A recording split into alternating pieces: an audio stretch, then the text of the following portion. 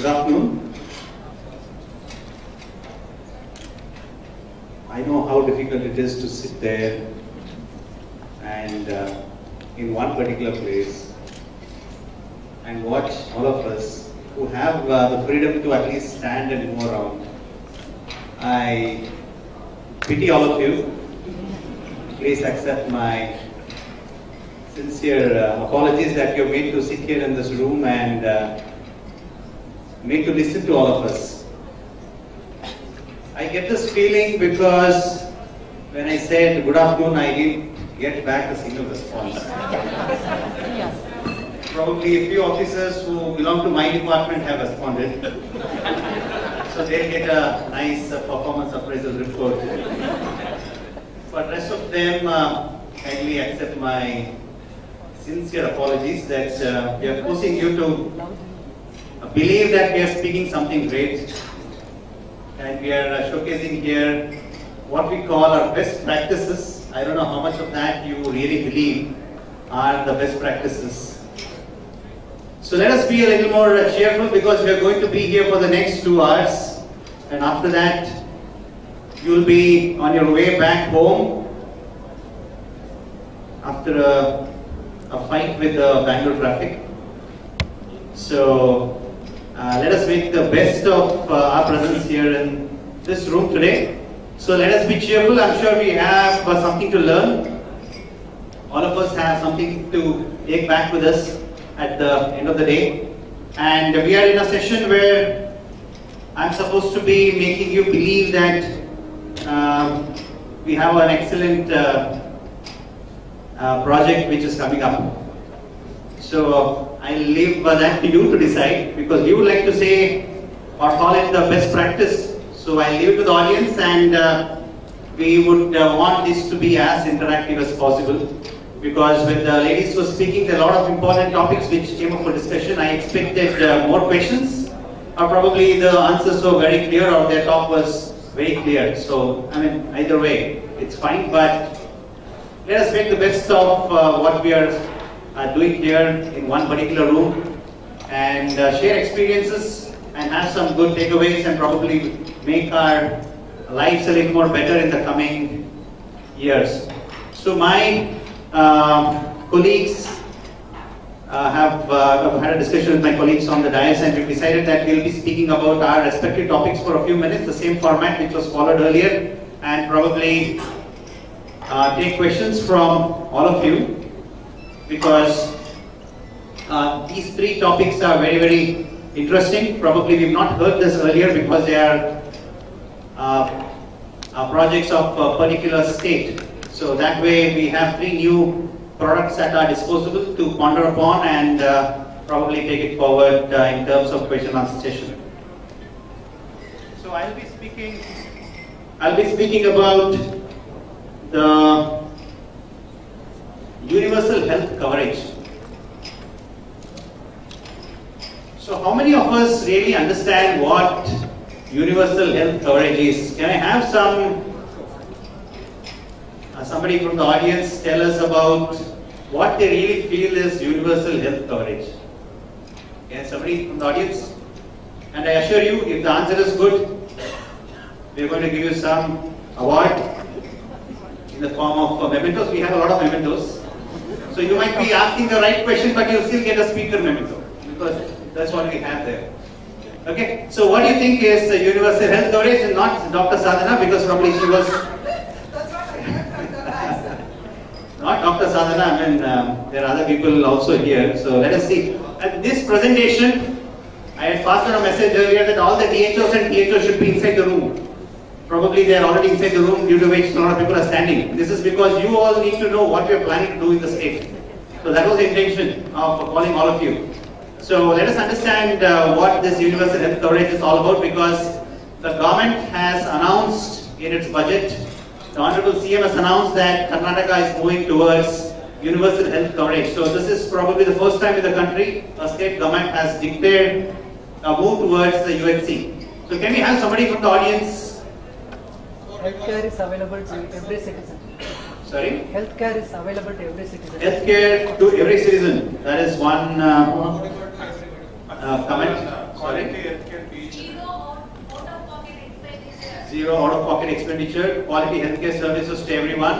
Universal health is to provide both as well as the financial assistance to the particular community of the country. Okay, so lot of Cashless. comments have come. Yes, cashless. Cashless health. Okay, lot of these comments. I think let us see what is the definition of universal health coverage. So this is what we would like to believe is the definition. So it has three parts to it. One, somebody mentioned about accessibility to health services. ಎಲ್ಲರಿಗೂ ಆರೋಗ್ಯ ಎಲ್ಲರಿಗೂ ಆರೋಗ್ಯ ಅಂತ ಹೇಳ್ಬಿಟ್ಟು ಸುಮ್ಮನೆ ಕೂತ್ಕೊಂಡ್ರೆ ಆಗುತ್ತಾ? ಆಗಲ್ವಲ್ಲ. How do we ensure people get an access to it? It can be from various methods, probably the Kerala model wherein you are involving the self-help groups, the inaccessible areas, through ICT, so it can be anything. So one is access to health services and which is equitable. The quality of health services, somebody mentioned, should be at least, if not really extremely good, satisfactory. We don't want a patient to land up in a hospital and get into another infection. So quality of healthcare services is very, very important. The third is out-of-pocket expenditure, somebody mentioned, protection against the financial risk. I think once these three things fall in place, I think we have a very good universal health coverage system. So what are we trying to do in this UFC is something remarkable. In the morning, there was a speaker from the insurance company who said that only 17% of the people are covered in insurance. Okay, so do you have another opinion? Because we would like to believe we've covered already 90% of the people in tertiary care. So I think probably the connotation of what exactly is being covered is, or how much people are really aware about this, is what we would like to probably lay an emphasis on. We are saying more than 90% of the people are covered for tertiary care. So because we have the schemes for BPL and APL, which constitute about 90% of the people. So we have the Vajpayee Arogeshri scheme and the Rajiv Arogya Bhagya for tertiary care. So anybody who has an APL or a BPL card can straight away walk into any of our empaneled hospitals for procedure and they are covered. So I would have a difference of opinion when somebody says that, okay, you're covering only 17% of the population. So I don't know, probably even the National Family Health Survey said that the knowledge of people getting covered under the insurance scheme could be about 17%. People are not aware, but there is a scheme. We need to probably create the mechanism to make people aware. Self-help groups could probably be one way in which we can push it. Because what we've understood in the self-help groups in Kerala is, see, you might be doing a lot of IC activities, conducting such big conferences, but unless the person in the remotest of areas hears something positive about this from their neighbors or from those small groups that they are attached to, they'll not believe what we say is true. So I think self-help groups model is what we need to look at very seriously in Karnataka, probably for UFC as well, including mental health, NCD and all that, what has been success in Kerala. I think we need to imbibe that. And the primary care, we are being, the requirement of a person is being addressed through the NHM and the health department. And the secondary care is being addressed through various schemes. So this slide would make us believe that we have covered 100%. So I think there is something missing. So let's see what's missing. So this is the mode of healthcare delivery which we are looking at very seriously. We are not looking at insurance model. The government is looking at an assurance model because the state has had experience of assurance model of healthcare delivery. But when we attend other meetings in various other states, we understand Kerala is good at insurance model. Similarly, Tamil Nadu also is good at insurance model. So there are various models of healthcare delivery. One of the most important players in this UHC is Government of India because they have various schemes and they have the funds at their disposal. which is very, very important for us. So what we've been able to do in Karnataka is we've been able to converge the schemes. We have umpteen number of schemes of the state as well as the central government. So unless we converge all the schemes, the idea of universal health coverage is just going to be a dream. So how are we looking at converging? We are looking at converging the various schemes of various departments, and the benefits is all here for all of us to see. People need not remember various schemes. The continuity of care is there for all of us, and there is a regulation by the state which is more easier if all the schemes converge into one particular department. And you might be thinking that we are just making a pocketbook story about the UHC, but we have moved forward. Karnataka is the only state which has moved forward in terms of convergence of various schemes. In the recent budget, the scheme which is popularly known as Yashaswini scheme for the unorganized sector and cooperatives has been handed over to Suvarna Arogya Suraksha Trust. So the trust is one entity which is going to handle all the schemes of the government in the future. And this is how we are looking at convergence. So if you look at the left hand side, we have various schemes. If you look at the right hand side, it adds up to a lot of money.